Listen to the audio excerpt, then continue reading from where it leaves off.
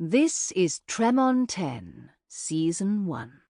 Written by Ellen Kushner, Alaya Dawn Johnson, Melinda Lowe, Joel Durfner, Rocheline Maltese, Patty Bryant, and Paul Whitcover. Narrated by Katherine Kellgren, Nick Sullivan, and Sarah Mollo-Christensen.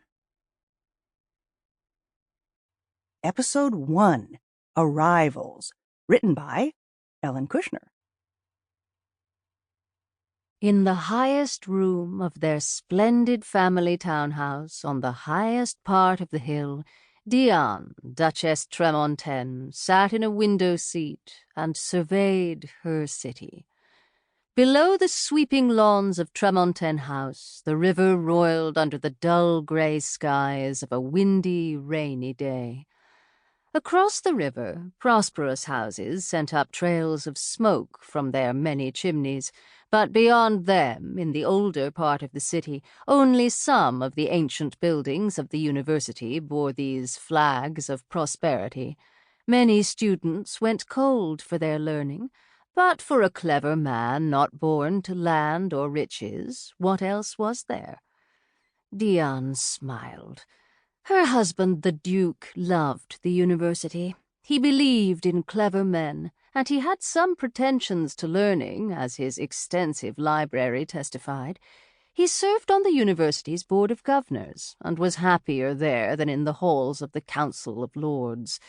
She didn't object. It gave him something to occupy his mind, while she occupied hers with weightier matters. She clutched the sheaf of papers in her hand and craned her slender neck, looking down the river past the council buildings to the docks, where every day she hoped for her salvation.